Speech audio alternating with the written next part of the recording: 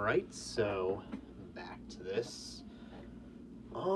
Yeah, I mean, don't really know what to say other than keeping up with these video ideas, right? And again, as you can see with this one, right, with the title again, I actually don't know what specifically I want to title it, but I do know I want to make this video on Master Fu because I haven't talked about him yet. And it's kind of funny because one of my season 3 predictions, one of the very few that I ended up getting right, which I was actually surprised about because some of the other ones were obvious. But the ones that I did end up, one of the few that I did end up getting right, which really did surprise me, was that they would end up retiring Master Fu, right? Again, I think I used the term like kill him off, but I didn't really mean that. I meant more so like retire, which is quite literally what ended up happening with him losing his memories. But beyond that, I don't really think I touched on him. And again, it's something to where it's like, what would you call it, right? At least in terms of that, yeah, it's something where that legitimately surprised me that one I ended up getting right. But beyond that, right, I'm having trouble scoring down. Again, you know, that's something to where it's like, yeah, obviously, you know, I'm still holding off on getting into the Ladybug and Shannon are no longer friends. Again, as I've already addressed multiple times, that's kind of the start of this slope towards basically ending off this kind of these videos with the PV. So again, in the meantime, again, right, I'm making this video, right, and again, I'll probably make the Alia video after this at some point, but yeah, that's something where I want to make this video specifically, as I haven't really talked about him, and again, right after I made that Season 3 predictions. In fact, in the Season 3 prediction reflection video, I'm pretty sure I talked about that, but since it's been a whole season without him at this point, right, and again, I'm kind of saving up for the Alia video, because that's going to be a big one, right, especially with the revelations of season 4, right? And again, just in case you haven't heard spoiler, right? Alert, right? In like one of the very first episodes, she fucking figures out that Marinette's Ladybug. Like, Marinette tells her, and it's like, I mean, I'm gonna be honest, I legit did not think that would ever happen. So I have a lot to say on that. But this one specifically, right? It's more so kind of, this one should honestly be a shorter video as well. It's more of a reflection, right? Since again, it's been basically a full season without him, right? We saw him, I think, once, maybe twice during season 4, but obviously since he no longer has his memories, he's not really the same person. We're talking about Master Fu the Guardian, right? Not Master Fu the fucking painter, right? After losing his memory. So, moving on, right? Again, it's kind of appropriate we talk about this now, but again, that's something to where it's like, and this should be a short one, because it really isn't. Because honestly, his character is one of the few that I think they ended up doing well. I think they made the right decision to actually, like, I mean, that was kind of one of them that I was hoping that would happen. Granted, regarding what they did with Marinette, not so much the case, right? But at least in terms of, you know, kind of retiring him, right, from the scene. Again, I think that was a good decision on their part. And that's something I was actually hoping they would do, and I'm glad that they did that, right? Again, I guess the way it is in the finale, it's kind of like questionable, but at least while his character was around, I think it was actually semi-decent, pretty good, right? One of the better characters in the series, at least in terms of like writing. I think he's not like at Luca level, but I'd say he's up there, right? Again, at least in terms of like his character, right? The, you know, purpose it served, the role it served, right? And it's, right, and again, you know, in terms of like that writing, right? I'd say his character is still, granted, again, well, I guess funny enough, Lila wasn't in season 4 as well, just like him, right? But something where I'd equate his character to Lila in terms of like the writing, where again, they both, again, you hate Lila, but that's the point, right? I mean, they're both written, I'd say, fairly well. Like some of the better, well, definitely one of the better written, because a lot of them are just written so fucking terribly, but again, they're one of the better written characters as a result, right? So again, Lila, in terms of the role and purpose, her character fills, right, who until she got replaced by Felix, and then same thing with, I'm not going to make this a comparison video, but I just thought it was funny to bring up. And then same thing with Master Fu and his role and purpose is the Guardian until he got replaced by Marinette, which again, the rolling out of the Guardianship to her, right, again, that's more questionable, but that'd be a different video, right? This is, like, I'm not even really going to be talking about the finale. This is solely regarding his tenure and time as the Guardian, so I'm kind of going over that and his character there, right? I don't even know why I want to title this video. I'm thinking, like, again, right, I don't know. I really kind of don't know why I want to title this video, but I do know I want to talk about him, just like how I want to talk about Lila. And eventually I will end up talking about, like, individual episodes, but that's kind of later down the line, right? That'd be if I, like, let's say, come back and do, like, episode analysis or whatever, right? But I want to talk about more so, like, kind of like, again, the first 3 videos I made were specific points, or there are specific videos about specific times in the series, right? And then the moving onward, they were specific videos about, like, you know, more so, not specific times, but, like, more so, like, I guess, like, specific elements of the series, right? Specifically regarding characters. I'm no longer doing non-specific videos about non-specific things, because that's kind of like how I get, like, my last 5 videos before I started doing the black screen videos were all over an hour, and, like, the last 5 videos were 9 hours combined, right? So that kind of shows. So no longer am I doing non-specific videos about just non-specific elements, right? And, like, the first 3, again, were specific videos about specific things, specific times, right? This is now, I'm getting more specific videos about non-specific, more like elements, and, like, this one's, again, just going over Master Fu as a whole, so, but yeah, I don't anticipate it to take too long. I should be getting into it anyway, right? I'm wasting enough time as is, so, again, that's something where it's like, yeah, I should fucking get into it, so, again, right, so, let's get into it, right? Let's move on, so...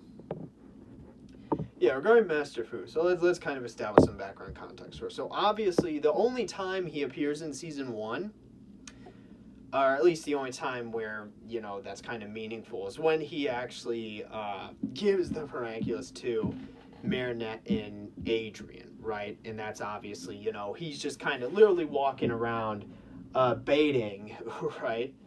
You know, putting himself in situations to where he requires help, and then basically seeing who helps him, right?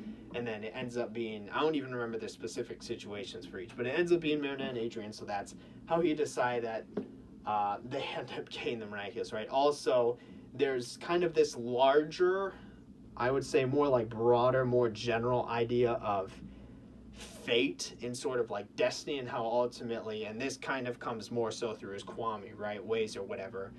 And how, like, I guess the way, right? And that's ultimately, he's kind of like, it's fate and destiny that these two would end up, like, together as partners, right? Which, again, I guess, they just so, funny enough, right? They just so happen to know each other in school. So it's like, there's that kind of idea to where at first it would seem something to where it's like, oh, he's literally just choosing 2 random people, like, off the fucking streets. Let me, I'm Googling Paris population. Paris population, right? 2.24 million as of 2010, right? And that's what, probably the last census. I mean, I assume they'll be doing, there should be another one, but so 2.24 million, right? He picked 2 people out of that. So again, it's something to where it's like, again, you know, at first it kind of seems like you make the argument like, oh, he's literally just choosing 2 random people. But again, if you accept this idea of kind of fate and destiny, and obviously, you know, this is a fucking kid show, right? He's not gonna, you know, it's something where it's like, it really doesn't, it's for the purpose of the story, right, and the plot, that, you know, 2 people who know each other end up getting it, right? Or 2 people who, again, who know each other, right? But it's something where if you accept this idea of, again, like, and especially with kind of how the Miraculous were crutch power, biggest crutch power, right? If you accept, you know, as Kwame's kind of saying, you accept this idea of fate and destiny, right? Then it makes more sense in that context, especially since Marinette and Adrian know each other, and it's kind of fated or destiny that they would end up working together and end up getting together if you accept that as well. That basically Adrianette's like, you know, fated or destined to happen, right? It makes it easier if you look at it in that way, and that basically it wasn't as random as it might seem, more so than fate or destiny. Again, it's just, I find that ends up making it easier, because that is a point that, like, you know, oh, he literally just, because obviously you don't see that until the very fucking last episode of Season 1, because for whatever reason they put the first episode at the end. I'm not a fucking expert, but you probably shouldn't do that. But again, right, it's something to where you can make that argument that, oh, he literally chose 2 random people. But I find it easier if you just accept that, you know, it was fate or destiny, right? And that it was fated or destined that Marinette and Adrian would end up fighting side by side and end up getting together if you're an Adrianette shipper like me. Again, it's easier kind of to accept it if you look at it from that angle, if that makes sense. So that's really the only time he appears in Season 1. I mean, beyond it, he doesn't even, like, give it to them. He leaves it in their fucking room, and then they end up getting it, right? And it's their Kwamis that basically do the rest, right? So we don't even see him during the fight with fucking Hawkmoth, right? I think the only other time we see him in that episode is when, Marinette and Adrian, like, they have the umbrella scene. I'm pretty sure he's there and he's like, yeah, they were made for each other or whatever, right? It's just like, I mean, dude's literally fucking, like, creepy old ass guy, but that's kind of besides the point, right? But again, and that also kind of adds to the idea that, it was fated or destined that it would happen. But moving on. So that's really, I think he appears maybe once or twice more in season 1, and it's like I don't even think it's in season 1. I think that's the only time he appears in season 1. So let's move on, right? So season 2. Obviously in season 2, I think originally, right, initially, he appears as just kind of, what would you call it, right? Literally some random dude, right? I mean that Meredith, because at first she doesn't know who he is. And then she ends up just bringing, what would you call it, right? There was some issue with Tiki, and she brought her to him, right? But again, she didn't know he was a guardian at first. In fact, I'm not even sure Adrian or Chat Noir figures out at all who he is or meets him at all during season 2. Again, because that was a big point of contention in like the ice episode where basically Paris froze over, and he nearly gave up being Chat Noir because of it. But again, it's something where so he doesn't meet at all, and it's only Marinette after meeting him. I think it's like 2 or 3 times. All I remember is the incident to where, again, right? What would you call it, right? All I remember is the incident to where again Tiki like dies or something, right? She brings her to him, right, for just seemingly no reason, I guess, and then he ends up fixing her, obviously, because he's the fucking guardian, right? And then after like 2 or 3 times, he kind of reveals himself. I don't even exactly remember how, because it's been so long, but again, something to where. Again, she didn't always know, and then he didn't immediately reveal himself. So it took a bit of time, right? A couple or few meetings, right? And then again, that's something to where from there on out, right? Then again, he advises her as Ladybug specifically, not only in terms of well, I guess he fixed Tiki, but mainly what he did was, again, right? If let's say there was a power that they needed, right? Specifically the water or ice one. Those are the two that are introduced in season 2, right? And funny enough, they don't introduce any other one except the space one, but it's like I really wish they would have brought in more. That would have made stuff way more interesting, but again, I think that's one of the biggest flaws this show has, right? The biggest faults is they introduce this power aspect, right? Power up for basically the Miraculous, and then they never fucking expand on it. But moving on. So again, she always shows up when it comes to Neon powers, right, to defeat whatever Kumatai's villain, or again when she needs the Miraculous in order to bring an ally to a fight, right? And specifically in season 2, it was just the only ones she used were the bee, the turtle, and then the fox, right? For Nino, Halia, and Chloe, not in that order. But again, right, so that's when she would come to him after she learned of his identity. And again, it's also really interesting, in fact, to see the whole process of, again, creating the powers, like power-ups for the Miraculous. Is that something to where he doesn't have? He actually needed to make it. In fact, Marinette needed to make it in sort of, what would you call it, right? In forms that could actually be taken by the Kwamis. But he obviously kind of figured it out, but she actually made it applicable or practical, right? So that's something to where it shows, and I think all of this shows the fact that, and again, with him just more generally advising her and acting as a role model, right? It's something where, again, he's very hands-off, I would say. Again, it's always her coming to him, right? Which, again, makes sense, and I'm glad it's that way, and that's as opposed to, let's say, who was the one fucking dude we saw in season 4, right? Just came out of nowhere and started fighting. Right, that person. If it was obviously, he wouldn't have that sort of attitude. But again, it's very much glad, and I do think they leveraged that perfectly in season 2 regarding the distrust with Chat Noirs. Again, I'm pretty sure he didn't even meet him in season 2. It wasn't until the one episode where he's quote unquote the Chinese teacher or whatever, right? Which again, I think it's the very same episode where Hawkmoth figures out you can power up the Miraculous or Gabriel. But again, that's something to where it's but he doesn't even reveal himself then. So again, that's something to where it's I think within season 2 specifically regarding not immediately bringing him on, right? Needing a couple or few meetings between him and Marinette for whatever reason, right? I know Tiki going down was one of them, but there were others, and then he eventually revealed himself. her going to him for whatever, right? Specifically the power ups, and then bringing in our Miraculous users, as opposed to her just keeping them all fucking on her, right? And then also, again, specifically him needing to create the power ups and then acting as more of an advisor, mentor role. And then her, meanwhile, leaving it to her to create a more practical form or application in the form of like the food for the Kwamis. I think it's almost like it really is kind of like I don't want to say a perfect relationship, right?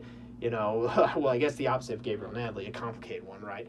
Again, but something to where, again, I think he was well utilized and well made and well utilized in season 2, and because it also became a point of contention, right? A plot point, specifically as, again, Adrian, never knew him, right? Again, he just never met him, I guess technically when he was a Chinese teacher or whatever, right? But I don't think he actually, that was more so just like, it was an end card for an episode, and it was never expanded on, but again, I don't think he even reveals himself there. He reveals himself at a later time, I think. But it's something to where, again, in season 2, I think they did him really well in terms of that, right? In actually bringing his character and not having him fight himself, right? Like, they could have made so he was the old guy, he came, fought, kick butt, right? Fucking threatened Hawkmoth. Like, him kind of basically doing everything for, like, micromanage is, like, a different thing. But basically doing everything for them, right? And again, that would just, like, kind of, again, right, it defeats kind of the purpose of their character, right, as opposed to how they actually handled him and keeping him in this restrictive role. And I actually think that ended up being well, right, and specifically in season 2. I think they did him really well in season 2, right, and I guess that's me, I'm biased towards that, but again, that's something where I will agree with that. Well, moving on, right, so moving on to season 3. The big thing is that in season 3, and even in the season 2 finale, when she goes to him, right, and ends up getting tracked, it's something to where she takes care of that. And again, in season 2, and what's the episode, right?